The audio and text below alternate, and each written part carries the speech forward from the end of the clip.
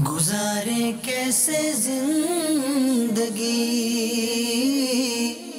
आओ उलमा से पूछ ले। आए जो मुश्किल पेश कोई, आओ उलमा से पूछ ले। अल्हम्दुलिल्लाहि रब्बिल आलमीन वस्सलातु वस्सलामु अला सय्यिदिल मुरसलीन अम्मा बअद फ़अऊज़ु बिल्लाहि मिनश शैतानिर रजीम बिस्मिल्लाहिर रहमानिर रहीम। अस्सलातु वस्सलामु अलैका या रसूलल्लाह, अस्सलातु वस्सलामु अलैका या हबीबल्लाह, अस्सलातु वस्सलामु अलैका या नबियल्लाह व अला आलिका व अस्हाबिका या नूरल्लाह। प्यारे और मोहतरम इस्लामी भाइयों, सिलसिला दारुल इफ्ताह अहले सुन्नत का वक्त हुआ चाहता है। इंशाअल्लाह अज़्ज़ व जल आज आपकी कॉल्स और वीडियो जो सवालात हैं उनके अंदर जो शरई मसाइल पूछे गए हैं, इंशाअल्लाह दारुल इफ्ताह अहले सुन्नत के मुफ्ती साहब से हम पूछेंगे। दुरूद पाक की फ़ज़ीलत सुनते हैं और उसके बाद जो सवालात आपकी जानिब से हमें मौसूल हुए इंशाअल्लाह मुफ्ती साहब से वो पूछेंगे। नबी करीम सल्लल्लाहु ताला अलैहि व आलिहि वसल्लम ने इरशाद फरमाया, जिसने किताब में मुझ पर दुरूद पाक लिखा तो जब तक मेरा नाम उसमें रहेगा फ़रिश्ते उसके लिए इस्तिग़फ़ार यानी बख्शिश की दुआ करते रहेंगे। सल्लु अलल हबीब सल्लल्लाहु ताला अला मुहम्मद सल्लल्लाहु ताला अलैहि व आलिहि वसल्लम। तो एक सवाल मैं इब्तिदान पूछ लेता हूँ, फिर कॉल्स लेंगे। बहुत दफ़ा हमने ये सवाल किया है लेकिन लोग बार बार ये पूछते हैं, इनहेलर का इस्तेमाल, जो दमे वगैरह के मरीज़ होते हैं वो इनहेलर का इस्तेमाल करते हैं, उसमें कोई दवाई भी डलती है मखसूस और वो रोज़े की हालत में भी उनको लेना होता है, तो क्या इसका इस्तेमाल करने से रोज़ा टूट जाएगा या बाकी रहेगा? अल्हम्दुलिल्लाहि रब्बिल आलमीन वस्सलातु वस्सलामु अला सय्यिदिल अंबिया वल मुरसलीन। इनहेलर में चूँकि केमिकल के अज्जा मौजूद होते हैं, लिक्विड दवा होती है जो पंप के ज़रिए से हलक और उसके ज़रिए फेफड़े तक पहुंचती है। ठीक है। तो इस तरह रोज़े की हालत में अगर कोई याद रहते हुए कि उसका रोज़ा है और वो फिर अगर इस हालत में इनहेलर का इस्तेमाल करेगा तो इसका रोज़ा टूट जाएगा। तो इनहेलर का इस्तेमाल रोज़े को तोड़ देता है। तो अब अगर कोई मरीज़ तो बहुत ज़्यादा मर्ज़ है तो उसके रोज़े का क्या हुक्म होगा? ठीक है, अब ऐसा कोई मरीज़ है कि जिसकी कैफियत ये है कि उसको हर 2 घंटे बाद, हर घंटे बाद इनहेलर का इस्तेमाल करना पड़ रहा हो कि सांस इस तरह उखड़ जाती है उसकी, तो उसके लिए तो ये रुख्सत हो जाएगी कि अगर उसकी मुसलसल कंडीशन कुछ दिनों से ऐसी ही चल रही है कि उसको हर घंटे 2 घंटे बाद हाजत पेश आ जाती है और ना इनहेलर का इस्तेमाल करे तो एकदम तबीयत बिगड़ जाएगी, तो शरीयत मुताहरा यहाँ पर फिर आसानी फरमाती है कि यह आदमी फिर इतने अरसे तक, इतने दिनों तक रोज़ा माह रमज़ान का ना रखे जब तक ये कैफियत उसकी बरकरार है। जब सेहत याबी हो और रोज़ा रखने की इस्तिताअत नसीब हो तो फिर बंदे को रोज़ा रखना चाहिए, करनी पड़ेगी। ठीक है जी, एक कॉल चलाइएगा। अस्सलाम वालेकुम। मेरा सवाल यह है कि शाबान की 29वीं तारीख को बादल की वजह से चाँद ना दिखाई दे तो इस सूरत में क्या किया जाए? वही करना चाहिए कि जो इस दफ़ा पाकिस्तान वालों ने किया है। ठीक है, कि 29 शाबान मौज़म का दिन गुज़रा और जो उसके बाद जो रात आई है लोग चाँद देख रहे थे लेकिन चाँद नहीं दिखा, तो हदीस मुबारका में फिर हमें हुक्म दिया गया कि 30 की गिनती पूरी करें। ठीक है, तो फिर 30 की गिनती पूरी करते हुए हमने ये किया कि 30वां दिन माह शाबानुल मौज़म का गुज़ारा और उसके बाद जो अगला दिन था वो चाँद रात कंपलसरी वो माह रमज़ान की पहली रात थी ही, तो उसमें नुमाया तौर पे चाँद भी नज़र आया था जो पहली रात का रुयत हिलाल की सूरत में नज़र आता है। तो मगरिब की नमाज़ पढ़ते ही फ़ौरन वो चाँद भी अक्सर जगहों पे बिल्कुल साफ़ शफ़ाफ़ दिखाई दिया है। ठीक है। तो जब 29 शाबानुल मौज़म हो जाए और अगली जो रात आ रही है इस रात में चाँद रात का इम्कान भी है और इस बात का भी है कि ये 30वीं शब हो शाबानुल मौज़म की, तो अगर चाँद नज़र ना आए तो अगला दिन 30 शाबान को के मुताबिक कंप्लीट किया जाएगा और उससे अगला दिन भी माह रमज़ान का रोज़ा रखेंगे। तो हुज़ूर, अब रमज़ान शरीफ का चाँद देखने का हुक्म है, देखा जाए तो 29 को देखने के नहीं मिला तो क्या कंफर्म है कि 30 तो होनी है, 30 के बाद 31 नहीं होता? जी जी। तो क्या 30 को भी देखने का वो हुक्म कहलाएगा? असल तो ये है कि जब 30 मुकम्मल हो चुके तो अब उसके बाद अगली जो शब है वो चांद रात मानी ही जाएगी। अब उसमें अगर चांद भी फिर भी किसी को नज़र नहीं आए, बिलफर्ज बादलों की वजह से किसी को चांद नज़र नहीं आ रहा, तो वो बिल्कुल लाजिम है कि ये माह रमज़ान की पहली शब है। चूँकि नबी करीम सल्लल्लाहु तआला अलैहि वसल्लम ने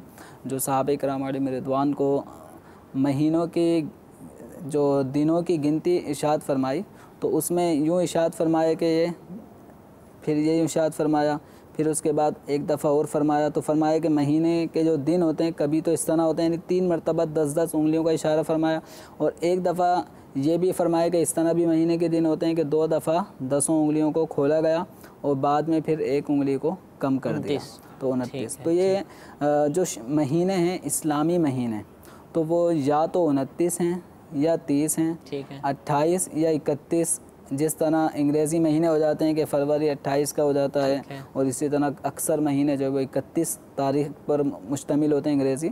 तो इस्लामी महीने या तो 29 पे होंगे या 29 या 30, बस इसके अलावा कुछ नहीं, 28 ज़्यादा नहीं है और 31 भी नहीं होगा। नहीं, बिल्कुल फिक्स 2 ही सूरतें हैं, वो भी चांद की वजह से कि चांद के हिसाब से। ठीक है, जज़ाकल्लाह जी। एक वीडियो सवाल चलाइएगा। रोज़े की हालत में उल्टी हो जाती है तो उसमें रोज़ा जैसे टूट जाता है कि नहीं? वॉमिटिंग होती है, उल्टी आ जाती है, क्या भी कहते हैं रोज़े की हालत में जो नॉर्मल, जैसे इसकी मुख्तलिफ़ सूरतें बनती हैं। बाज़ लोग ये परेशान होते हैं कि एकदम कड़वा पानी आया और पूरा हलक मुंह में अजीब सा बदमज़ा हो गया, तो क्या इससे रोज़ा टूटा या नहीं टूटा? तो इस तरह कड़वा पानी फ़कत मुंह में आ जाने से रोज़ा नहीं टूटता। बिलफर्ज अगर किसी को वोमिटिंग इतनी हुई कि जिसको वो रोकने पे कादिर नहीं था, तो मुंह भर के जिसको कहा जाता है फ़िकी इस्तिलाह में, तो जिसके रोकने पे आदमी कादिर हत्तल इम्कान वो कुदरत नहीं पा रहा होता, तकल्लुफ़ के साथ रोकनी पड़े उसे, तो इस तरह की कैफियत में अगर के आ जाए तो उससे भी रोज़ा नहीं टूटेगा। हाँ, एक सूरत ये बनती है कि मुंह भर के, यानी वो उल्टी के जिसको बतकल्लुफ़ रोका जाए और ऐसी मुंह भर के वो आए, तो उसमें से अगर कुछ वापसी अगर किसी ने हलक से उंडेला तो रोज़ा टूट जाएगा, बशर्ते के उल्टी होते वक्त रोज़े वो निगलते वक्त रोज़ादार होना याद हो। तो वरना वोमिटिंग चाहे कितनी ही हो उससे रोज़े पे असर नहीं पड़ता। ठीक है। रोज़े की हालत में जो जिस्म के बाल होते हैं, गैर ज़रूरी बाल, क्या वो साफ़ किए जा सकते हैं? वो कहते हैं कि सुना ये है कि इनका भी रोज़ा होता है, लिहाजा इनको साफ़ ना किया जाए। तो कोई ऐसी कैद है? ऐसी तो कोई कैद नहीं है, ठीक है, कि रोज़े की हालत में इनको बिल्कुल साफ़ करना कोई मना है। ठीक है, ऐसी कोई मुमानाअत नहीं है। ठीक है। और रहा ये कि रोज़े की हालत में अगर किसी ने गैर ज़रूरी बालों को साफ़ कर दिया तो इसमें रोज़े पे भी कोई असर नहीं पड़ता, रोज़ा भी हो जाएगा, रोज़ा टूटता भी नहीं है, और रोज़े की हालत में ये मना भी नहीं है। ठीक है। अलबत्ता ये है कि जिस तरह एक रोज़ेदार के जिस्म से उन बालों का ताल्लुक़ है और 40 दिन का अमल, दिन का अरसा भी पूरा नहीं हुआ इन गैर ज़रूरी बालों को साफ़ किए, तो कोई ज़रूरी भी नहीं है कि अभी साफ़ किए जाएँ। तो अगर कोई रोज़ा खोलने के बाद साफ़ करे इस हैसियत से कि मेरे जिस्म के तमाम अज्ज़ा आज़ा, इसका रुआ भी रोज़े की हालत में ही पूरा वक्त गुजारे, तो इसमें भी कोई हरज नहीं है। ठीक है, लेकिन मना भी नहीं है, कोई इसमें कोई कराहत किसी तरह की, किसी किस्म की कराहत नहीं है। जज़ाकल्लाह जी। एक कॉल चलाइएगा। मेरा मुफ्ती साहब से सवाल है कि रोज़े की हालत में अपना लुहाब निकल सकते हैं नहीं? इसका जवाब। रोज़े की हालत में ये भी एक कसीर पूछे जाने सवालात में से है कि बलगम मुंह में आ गया तो थूक मुंह के अंदर पैदा हो गया, तो अब इसको क्या निगलें या थूकें? तो देखें, अब ये निगलें या थूकें ये एक अलग चीज़ है कि बलगम कोई खाने वाली चीज़ नहीं है, थूक कोई पीने वाली चीज़ नहीं है। तो अगर मुंह में इस तरह की चीज़ें जमा हो जाती हैं तो इनको थूक देना चाहिए, लेकिन इनको अगर कोई निगल ले तो इससे रोज़े पे कोई असर नहीं पड़ता। ये आम तौर पे लोग तशवीश में आ जाते हैं। अक्सर नौजवान तबका वो रोज़ा रखने के बाद अक्सर उनको थूकते हुए देखा जाता है कि बार बार वज़ू खाने में जा रहे होते हैं। मोतकिफ़ीन की एक तादाद होती है कि जो मस्जिद के वज़ू खाने में बार बार जा के थूकते रहते हैं। क्या हुआ भाई, मुँह में थूक जमा हो गया, पानी जमा हो गया। तो इसके पी लेने से जो ख़ुद ब खुद मुँह में पानी या थूक जमा हो जाता है, इसके पी लेने से रोज़ा नहीं टूटता। और बार बार ये थूकते रहने का अमल ये अच्छा नहीं है। ठीक है। मदनी चैनल के नाज़रीन के मैसेजेस भी हमारे पास मौजूद हैं। एक सवाल हमारे पास आया है कि कहते हैं कि सजदा की हालत में दुआ कबूल होती है, तो क्या नमाज के दौरान सजदे में दुआ मांग सकते हैं? पहला जो सुना है ये भी सही है और अगला अमल करना सजदा जो है वो अल्लाह तबारक व तआला की बारगाह में बंदा सबसे ज़्यादा करीब हालत सजदा में होता है। बेशक। तो नमाज के अंदर जो सजदे वाली कैफियत होती है, तो ये आम जो अरकान हैं क़याम रुकू, उसके मुकाबले में सजदे वाली कैफियत वो ज़्यादा क़ुर्ब इलाही का बाइस होती है। ठीक है। तो अब यह है कि अगर कोई नफिल नमाज़ पढ़ रहा है तो नफिल नमाज के अंदर वो अगर तस्बीहात जो सजदे की हैं वो पढ़ने के बाद अगर कोई दुआ करना चाहे तो वो नफिल नमाज में अरबी ज़बान में वो दुआ कर सकता है, और ये थोड़ा सा शायद मुश्किल हो जाएगा। तो अपनी फ़र्ज़ नमाज या सुन्नतें या अगर इमाम है तो वो ऐसा ना करे, तो नफिल नमाज में अगर कोई करना चाहे तो इसमें गुंजाइश है। ठीक है, जज़ाकल्लाह। शरई पर्दा के क्या उसूल हैं, क्या पाबंदियां हैं, इसके हवाले से इरशाद फरमाइए, बिलखुसूस कंबाइंड फैमिली जो है जो मिलकर रहते हैं एक साथ, उसमें इसमें अमीर अहले सुन्नत दामद बरकातुहुल आलिया ने तफसील के साथ पर्दे के बारे में सवाल जवाब इसके अंदर ख़ास कर उन ख़वातीन के लिए कि जो घर में हैं और देवर वगैरह सब कंबाइंड फैमिली होती है और मेहमानों का बकसरत आना जाना होता है, घर के कामकाज भी करने होते हैं, तो इनके लिए डिटेल के साथ तफसील पर्दे के बारे में सवाल जवाब में अमीर अहले सुन्नत दामद बरकातुहुल आलिया ने लिखी है। तो तफसील वहाँ से अगर ये पढ़ लें तो ज़्यादा मुनासिब है। ठीक है। ये किताब मकतबतुल मदीना से भी आपको मिल सकती है और दावत इस्लामी के वेबसाइट पर भी मौजूद है, और अल्हम्दुलिल्लाह दारुल इफ्ता अहले सुन्नत इसकी जो मोबाइल एप्लीकेशन है उसमें भी बुक स्टोर के अंदर ये किताब मौजूद है और गालिबन मुख्तलिफ़ ज़बानों में इसका ट्रांसलेशन भी है। आप इसको हासिल कीजिए और हर घर के अंदर ये किताब होना ज़रूरी है, चाहे इस्लामी भाई हों, इस्लामी बहनें हों, चाहे बच्चे हों, थोड़ी सी ज़्यादा उम्र हो, तो इन सबको ये चाहिए कि ये किताब पढ़ें। और शरीयत मुताहरा ने पर्दे के हवाले से इस्लामी भाइयों और इस्लामी बहनों के लिए क्या अहकाम बयान किए, अल्हम्दुलिल्लाह इस किताब में बहुत ही अच्छे और आसान अंदाज के अंदर तहरीर किए गए हैं। पर्दे के बारे में सवाल जवाब, इस किताब को ज़रूर हासिल कीजिए। एक वीडियो सवाल सिलसिले में शामिल करते हैं। जी चलाइए। अस्सलामु अलैकुम व रहमतुल्लाहि व बरकातुहू। वालेकुम अस्सलाम व रहमतुल्लाहि व बरकातुहू। बारगाह में मेरा सवाल है कि जैसा कि फ़र्ज़ रोज़ों में अगर सहरी ना करें तो फ़र्ज़ रोज़ों रखने हैं, लेकिन सुना है कि हमने अगर नफली रोज़ों में सहरी ना करें तो कुछ लोग कहते हैं कि ये फाका कहलाता है। तो मुफ्ती साहब मेरी रहनुमाई फरमा दें कि आया कि अगर हमने सहरी ना की, ये कि सहरी में ना उठ सके और हमने रोज़े की नियत करके रोज़ा रख लिया नफली, तो आया कि वो रोज़ा होगा या फाका कहलाएगा? जी हुजूर। देखिए, रोज़ा और फाका इसके अंदर नीयत का ही फ़र्क है। एक आदमी है जिसको खाने को कुछ नहीं मिलता, अब वो पीने को भी कुछ नहीं मिल रहा, खाने को भी कुछ नहीं मिल रहा, तो वो तो एक दिन क्या 2-2 दिन तक भी भूखा रह सकता है, उसको भूख की कैफियत बर्दाश्त करनी पड़ रही होती है। तो फाका एक अलग चीज़ है। रोज़ा अल्लाह तबारक व तआला की रज़ा के लिए उसकी खुशनुदी हासिल करने की नीयत से बनियत इबादत सुबह सादिक से लेके गुरूब आफ्ताब तक भूख प्यास और बशरी जो तकाज़ा हम बिस्तरी वगैरह इससे बचकर ये सारा वक्त गुजारने का नाम है रोज़ा। ठीक है। तो अब रोज़े के अंदर नियत ज़रूरी है, तो फ़र्ज़ जो रोज़ा है नियत उसमें भी ज़रूरी है, नफिल रोज़ा है तो नियत उसमें भी ज़रूरी है कि बग़ैर नियत के ना फ़र्ज़ रोज़ा होगा ना नफिल रोज़ा होगा। तो अब यह है कि नफिल रोज़े में सहरी की या नहीं की, तो सहरी करना ये सुन्नत है और नफिल रोज़ा रखना ये नेक काम है, मुस्तहब है। तो अगर किसी को सहरी मुयस्सर नहीं आई और रोज़ा रखने का उसका इरादा है, आँख ही उस वक्त खुली जब सुबह सादिक हो चुकी, फजर का वक्त शुरू हो गया, तो अब वो रोज़ा रखना चाह रहा है, तो रोज़ा रखना बिल्कुल उसके लिए जायज़ है। उसको फाका कह के उससे रोज़े की नफ़ी करना ये गलत है। फिर फाका है तो फिर खा लें, किसने मना किया? अगर आप फाका समझते हैं इसको फाका जो कह रहे हैं वो गलती पर हैं। ठीक है। सहरी खाना ये सुन्नत है। अब ये सुन्नत कस्दन अपने आप को सुन्नत से महरूम रखना यह बुरी बात है, लेकिन रोज़ा रखने की नियत थी, सहरी में उठने का इरादा था और आँख ना खुल सके और सुबह सादिक हो चुकी, तो अब वो उठता है और सहरी नहीं किए रोज़े की नियत कर लेता है, तो इसका ये रोज़ा हो जाएगा, इसको फाका नहीं कह सकते। ठीक है, जज़ाकल्लाह। एक मैसेज के अंदर सवाल पूछा गया तरावीह के मुतालिक कि क्या तरावीह अलग अलग जगह पर पढ़ सकते हैं, यानी एक दिन एक जगह पर, दूसरी दिन दूसरी जगह पर, सफ़र में है या वैसे ही बस आगे पीछे आना जाना है, इफ्तार के लिए किसी के घर चलेगा वहीं तरावीह पढ़ ली, तो क्या? तरावीह के लिए एक तादाद है जो इस तरह का सवाल करती है तो याद रखें, तरावी एक जगह पढ़ना या मुतअद्दिद जगहों पे पढ़ना, ऐसा कोई हुक्म कहीं किताबों में मज़कूर नहीं है। ठीक है। तरावी पढ़नी है, 20 रकातें पढ़नी हैं, जमात के साथ पढ़ना ये सुन्नत है, सहाबा किराम अलैहिम रिदवान की सुन्नत से चला आ रहा है। तो अब यह है कि अगर एक मस्जिद में आप जमात से पढ़ रहे हैं तो उसका एक फ़ायदा ये होता है कि आप रोज़ाना का वहाँ पढ़ रहे होते हैं तो पूरा कुरान पाक आपको सुनना मिल जाता है। ठीक है।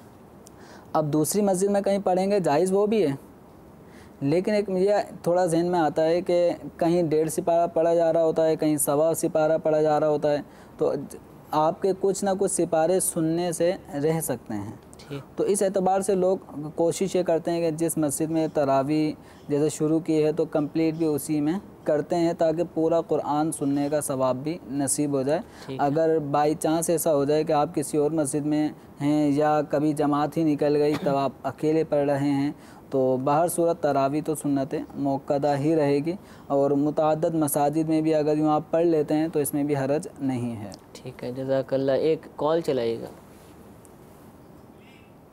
आजकल रमज़ान शरीफ में जब हम तरावी पढ़ने जाते हैं तो कई लोग ऐसे होते हैं जो इशा के जो फ़र्ज़ हैं वो बाजमात फ़र्ज़ अदा करने से वो रह जाते हैं, किस वजह से लेट हो जाते हैं। तो जब वो नमाज तरावी जमात से अदा करते हैं, उसके बाद जब वितर का टाइम आता है तो बाजमा वितर अदा किए जाते हैं। तो मैं ये पूछना चाहता हूँ आपसे कि जो बंदा नमाज इशा के फ़र्ज़ जमात से जिसके रह गए हैं उसने अकेले में फ़र्ज़ पढ़े हैं, तो आया कि वो शख्स वितर बाजमात पढ़ सकता है या नहीं पढ़ सकता, इस बारे में क्या इस्लाम में, ये काइंडली मुझे क्लियर कर दें। इसमें बहुत कन्फ्यूज़न रहती है लोगों को।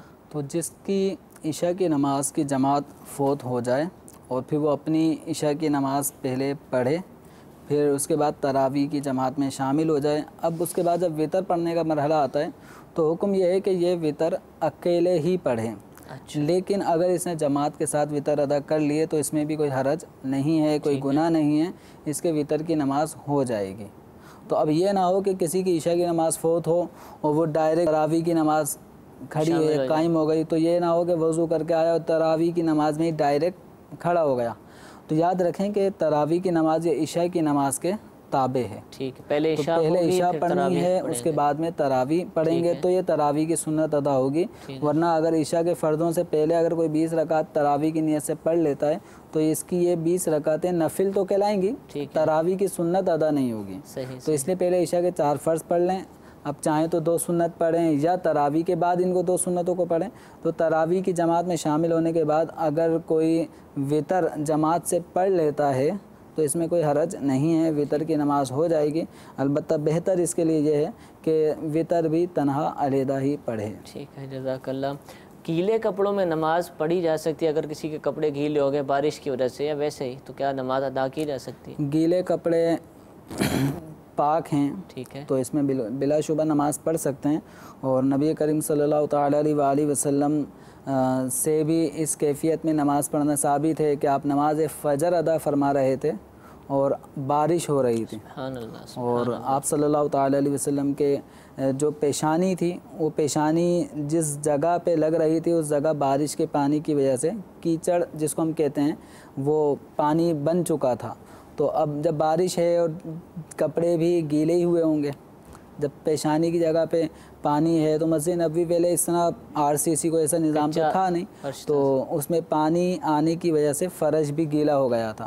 तो गीले लिबास में चाहे वो शावर की वजह से गीला हो गया हो या बारिश की वजह से गीला हो गया हो, तो बिलाशुबा अगर वो कपड़े पाक हैं तो नमाज़ पढ़ सकते हैं। ठीक है, जज़ाकल्लाह। एक SMS ये भी आया है कि क्या रोज़े की हालत में AC में सो सकते हैं? एयर कंडीशन अब बहुत ज़्यादा आम हो चुके हैं, तो क्या रोज़ा है और उसमें कैफियत तारी नहीं होती है ना रोज़े वाली के रोज़ा रखा हुआ है? एयर कंडीशन रूम में, AC कार में बैठना, सोना, जागना, काम करना, इससे रोज़े पे कोई असर नहीं पड़ेगा। ठीक है। अच्छा, एयर कूलर लगे होते हैं, यहाँ तो बाबुल मदीना में कम है, दीगर शहरों में पानी फेंकते हैं वो, उसमें ऑप्शन होता है कि आप पानी पे ऑन करते हैं और हवा के साथ पानी आता है, तो क्या ऐसे एयर कूलर के करीब बैठना? अगर एक पानी आता है, पानी की वो छींटे आती हैं, तो वो छींटे से मुंह पे आके ख़त्म हो जाती हैं। जी जी। एक ये होता है कि बाकायदा प्रेशर निकल रहा हो, ठीक है। जैसे इनहेलर के ज़रिए से अगर दबाते हैं तो उसका पूरा एक स्प्रे निकलता है, या जैसे अल्कोहल परफ्यूम होते हैं तो परफ्यूम के बाकायदा जब दबाते हैं तो इसका स्प्रे होता है। ठीक है। तो इसमें बोतल भी स्प्रे वाली होती हैं, हुज्जाजे किराम भी हज के दिनों में स्प्रे कर रहे होते हैं। तो वो जो स्प्रे होता है जिसके अंदर बाकायदा बुखारात होते हैं, और वो अगर यूँ नाक के ज़रिए से फिर हलक में उतर जाएंगे तो उससे रोज़े में असर पड़ता है, रोज़ा टूटेगा। लेकिन रूम कूलर के कोई बिल्कुल इतने करीब बैठा हो, और रूम कूलर की छींटें कोई ऐसी नहीं होती, ठीक है, कि कोई स्प्रे नुमा बिल्कुल बारीक बारीक सी उसमें बुनकियाँ, और इस तरह वो फैलता नहीं है, वह वक्तन फ़वक्तन कुछ कुछ छींटें आती रहती हैं। तो रूम कूलर में चूँकि ऐसा स्प्रे वाला मामला नहीं होता, बारीक बारीक बूंदें कभी कभी आके टपकती रहती हैं, हवा के ज़रिए आती हैं, तो वो चूँकि ऐसा नहीं होता कि वो हलक में उतर जाएं, नाक के ज़रिए मुंह के ज़रिए हलक में उतर जाएं, तो इससे रोज़ा नहीं टूटेगा। हाँ, अगर स्प्रे हो रहा हो और स्प्रे कोई पानी का कर रहा हो और उस बिल्कुल अपने नाक के करीब जाके वो स्प्रे करे, उसके ज़रिए से पानी जो वो नाक में चले जाए, हलक से नीचे उतर जाए, तो रोज़ा टूटेगा। ठीक है, जज़ाकल्लाह जी। एक कॉल चलाइएगा। मुफ्ती साहब की बारगाह में मेरा सवाल है कि अगर कि आँख में कोई ड्रॉप डाला रोज़े की हालत में, तो इस सूरत में क्या रोज़ा टूट जाएगा? जज़ाकल्लाह। हाँ, और आँख, नाक, कान तीनों को ही बता दे कि क्या हुक्म है।